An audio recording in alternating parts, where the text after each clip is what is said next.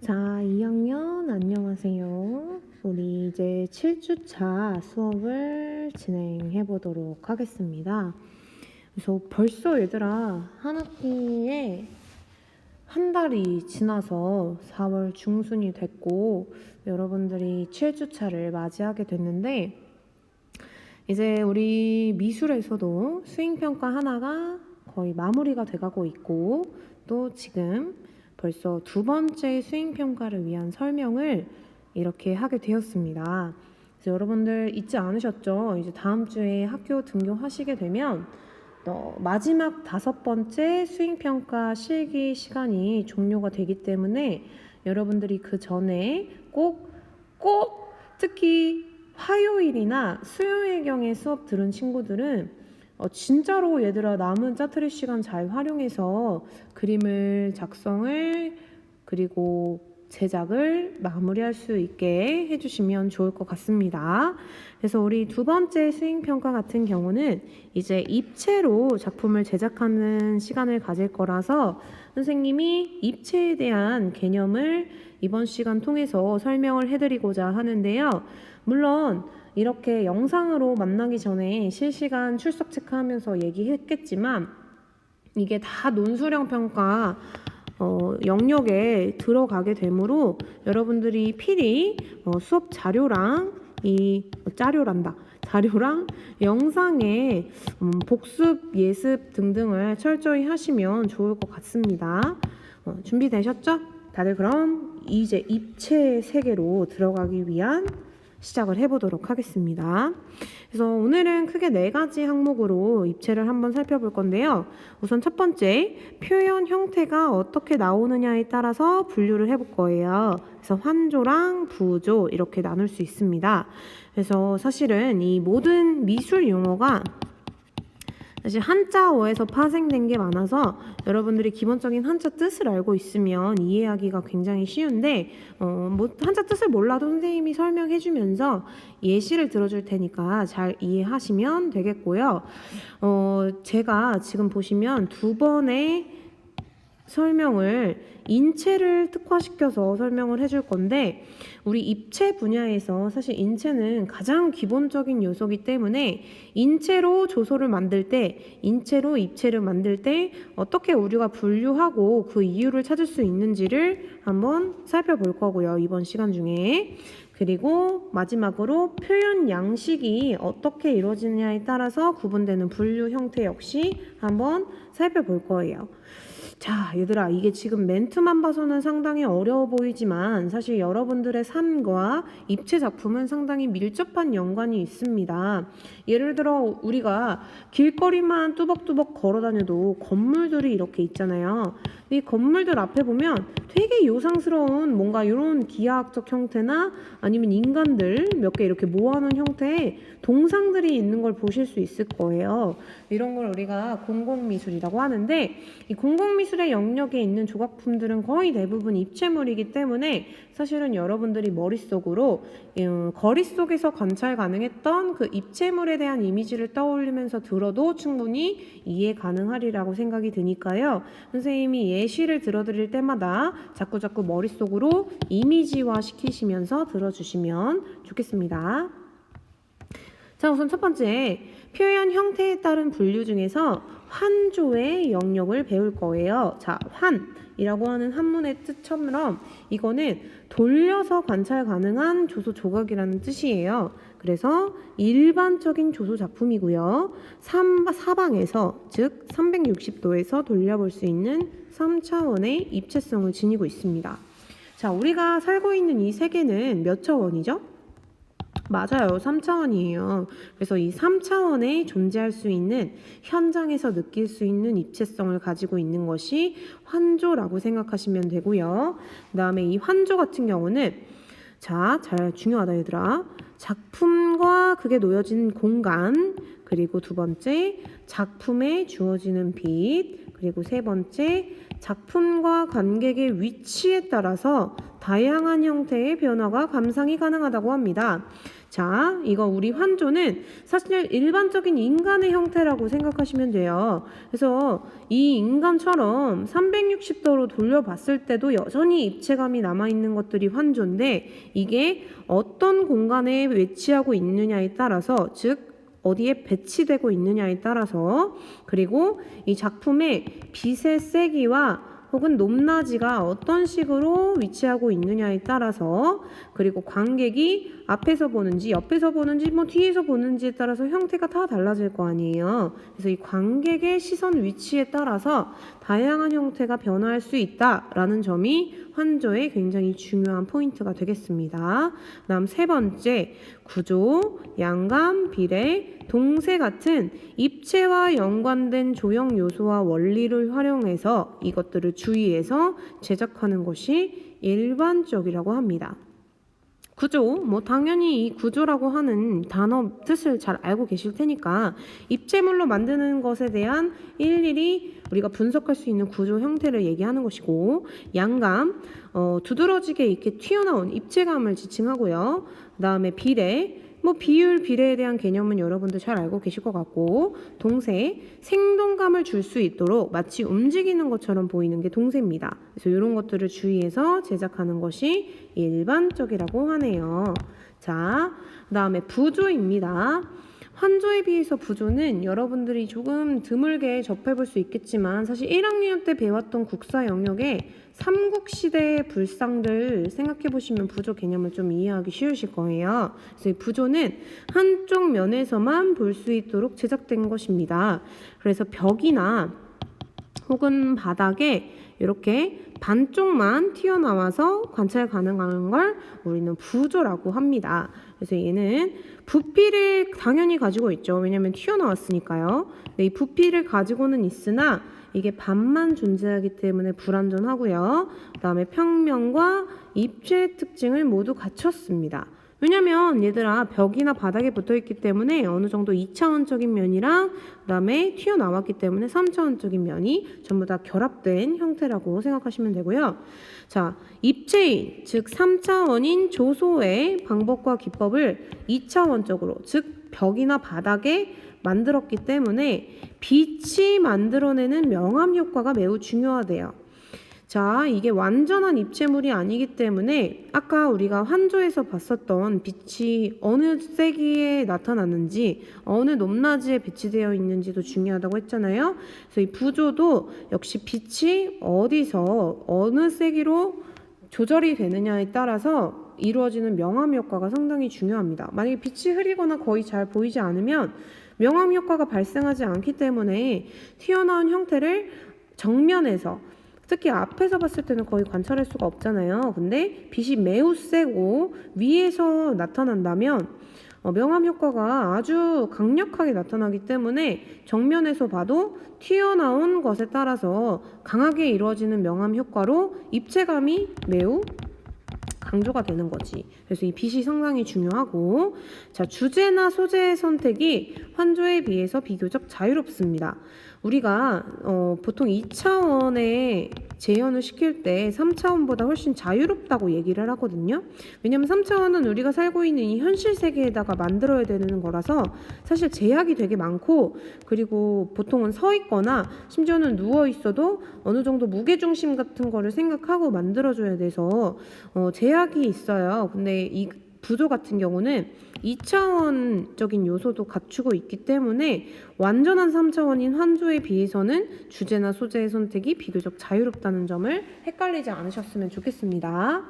그래서 이 부조 같은 경우는 크게 또 5가지로 나눌 수가 있어요. 고부조, 중부조, 저부조. 여기까지는 얘들아 너희들이 이 앞에 달라붙는 한자어로도 충분히 개념을 이해할 수 있겠다.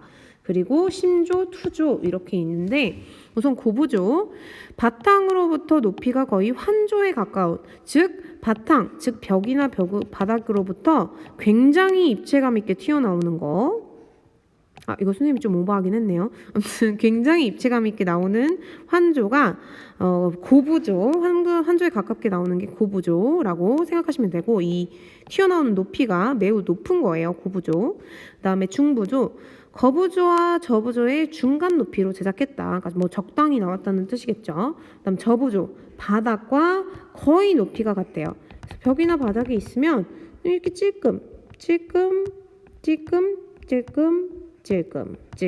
해서 거의 높이가 같아서 박부조라고도 불린다고 하네요. 그래서 구부조, 중부조, 저부조, 박부조 이렇게 나오고요.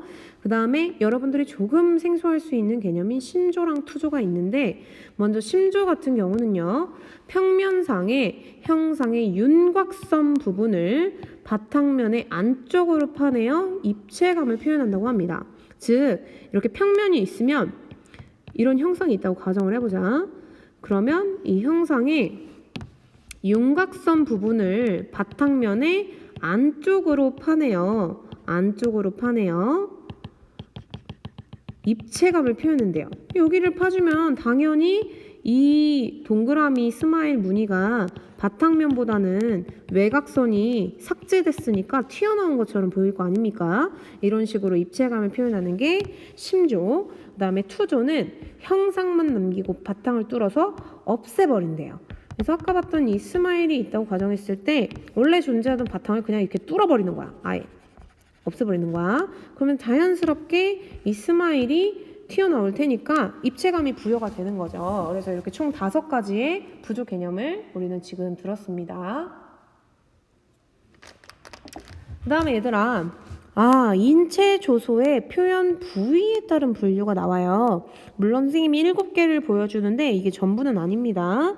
자, 인체 조소를 표현할 때 어느 부위를 어떻게 만드느냐, 어느 부위만 만드느냐에 따라서 명칭이 다 달라지기 때문에 여러분들은 명칭 정도는 알 수 있게, 명칭의 뜻 정도는 알 수 있게 꼭 알아주시면 좋겠습니다.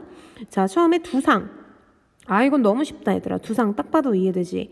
근데 얼굴과 목까지 표현됐을 때 두상이라고 해요. 얼굴과 목까지 이렇게 쇄골이랑 경추까지는 만들어졌을 때 두상이라고 하고요.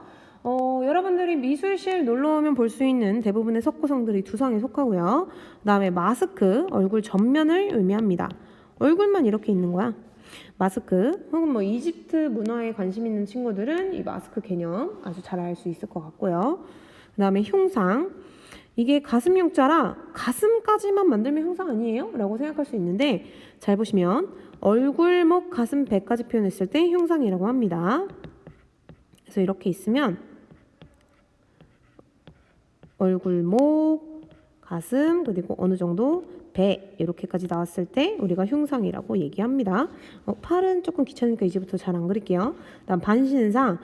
반신이니까 허리에서 자르면 반신 아니에요? 하는데 사실 여러분들 생각하는 반신상 거의 흉상에 가깝고요. 반신상은 무릎 관절까지 표현하면 반신상이에요. 그래서 이렇게 나오면 쇄골, 가슴, 배꼽, 그 다음에 무릎 관절까지, 팔은 조금 얘들아 삭제할게. 이렇게 나왔을 때 반신상이라고 하고요. 그 다음 전신상. 이건 뭐 다 알고 있잖아. 머리끝부터 발끝까지 좀 얼큰이가 돼야겠네. 이렇게 나오면 걸어가는 형태로 할게요. 이렇게 발끝까지 나오면 반신상. 그 다음 토르소. 이게 이제 조금 익숙치 않을 텐데 몸통, 즉 손, 발, 머리가 잘린 형성의 조각품이에요. 그러니까 얘들아, 대체 몸통만 만들 거면 이걸 왜 만들어요? 라고 하는데 뭐 이 토르소상에 대해서 재밌는 얘기들이 얽혀 있는데요. 우리가 그리스 로마 신화에 있었던 대부분의 조각상들이 보존이 안 되니까 팔이나 목이나 다리같이 잘리기 쉬운 부분이 없는 채로 발견이 됐잖아요. 근데 후대의 사람들이 이것만 보고도 아름다움을 느껴서 그냥 처음 제작할 때부터 이렇게 만들어서 토르소라는 개념이 생겨났다라고 하는 재밌는 유래도 있대요. 뭐 그게 정설은 아니고. 그래서 이렇게 손도 없고 발도 없고 다리도 없고 머리통도 없는 그 잘린 형태의 조각품이 토르소라고 하고요. 군상, 이건 너무 쉽다. 여러 명이 이렇게 나타날 때 군상이라고 표현을 합니다. 그래서 인체 조소의 어느 부위를 어떻게 만드느냐에 따라서 명칭부터 달라진다는 점 잘 알고 계셨으면 좋겠어요. 자, 그 다음에 우리가 그러면 이 어렵고 다양한 인체를 대체 왜 입체로 표현하느냐 이유가 있습니다. 그래서 입체로 표현하는 이유 첫 번째, 주제적으로 바라봤을 때 이유가 있어요. 두 번째, 조형요소와 원리를 파악했을 때 이유가 있어요. 세 번째, 표현학습의 효과를 바라봤을 때 이유가 있어요. 그래서 각 효과에 대한 이 내용은 여러분들이 꼭 잘 알아두셨으면 좋겠네요. 우선 첫 번째, 우리가 인체를 왜 다루느냐 주제 측면에서 한번 살펴보면 인체가 다루어지는 것은 인간의 모습을 빌린 인간 자아의 구현이 자아를 구현시키는 걸 그러니까 원하는 거야. 근데 이 자아의 구현을 왜 하려고 하냐면 본질적으로 정신과 물질 간의 조화를 경험할 수 있는 이상적인 대상이기 때문에 우리 인간들은 인체를 표현해야 된다. 뭘로? 입체로 이렇게 알고 계시면 되겠고요. 여기 나오는 키워드 위주로 꼭 알아두시기 바랍니다. 그 다음에 조형 요소와 원리적인 측면으로는요. 인체는 무엇보다 양감이 가장 이상적으로 조화를 이루고 있기 때문에 우리는 조형 요소와 원리를 공부하는 측면으로 즉 양감이라고 하는 조형 요소와 원리를 공부하는 측면으로 인체를 입체로 표현해야 된다. 이런 뜻이 되겠고요. 그 다음에 세 번째 표현학습의 효과적인 측면으로 봤을 때는 우리 인간은 얘들아 너희들이 지금 뭔가 자존감이 많이 하락한 상태라 사실은 잘 모르겠지만 사실 우리 인체는 인간이라고 하는 형태는 자연물 중에서 가장 조형성이 모범적이래요. 자, 우리 인간들은 사실 황금 비례로 많이 이루어졌다라고 얘기가 되잖아요. 근데 진짜 소름 끼치게도 수학적으로 분석해보면 진짜 신이 존재할까?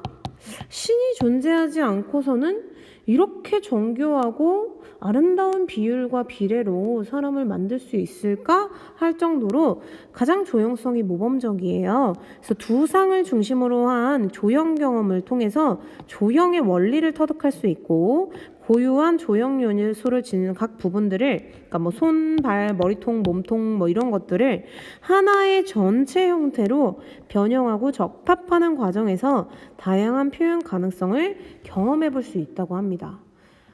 이거 되게 자존감 올라가는 얘기지 않니 얘들아? 너희들이 인체를 입체로 표현하는 과정을 통해서 우리 온전한 사람에 대한 애정과 온전한 사람에 대한 관심을 다시 키울 수 있다는 뜻이기도 해요. 그래서 이런 것들 조형 원리와 조형 언어를 변형하고 접합하는 과정에서 표현 가능성을 우리는 터득할 수 있다. 이렇게 생각하시면 되겠습니다.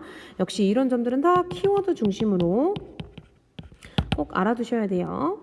자, 그 다음에 표현 양식에 따라서 구상과 추상 총 이렇게 두 가지로 구분 지을 수 있는데요. 우선 구상은 여러분들이 일반적으로 생각하는 재현의 의미라고 생각하시면 됩니다.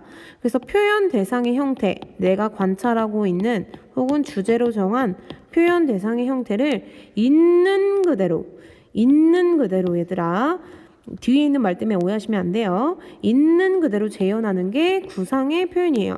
혹은 진짜 약간만 정말 조금만 생략하고 강조하고 변형해서 표현하는 거예요. 그게 구상입니다. 있는 그대로.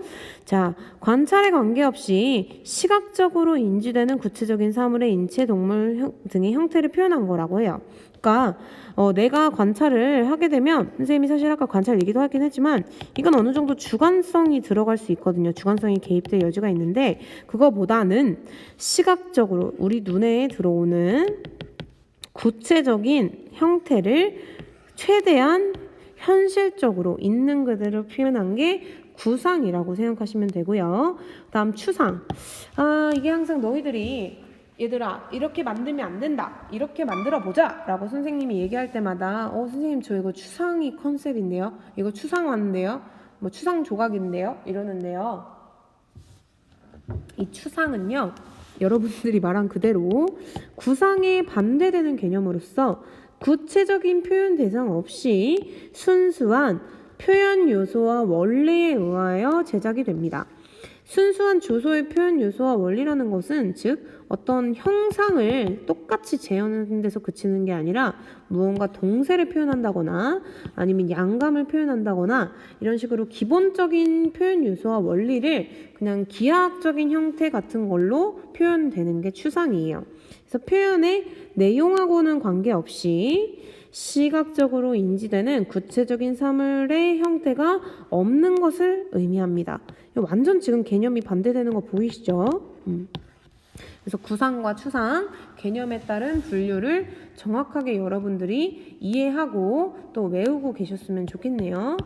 자, 우리가 지금까지 이렇게 해서 입체에 대한 내용을 한번 학습해 봤는데 모든 영상 속 내용은 여러분들이 꼼꼼히 선생님이 어차피 자료도 같이 올려줬으니까 꼭 키워드 위주로 해서 암비를 어느 정도 하셔야 논술형으로 문항이 나왔을 때 그걸 근거로 해서 논거로 해서 제시할 수 있으니까요.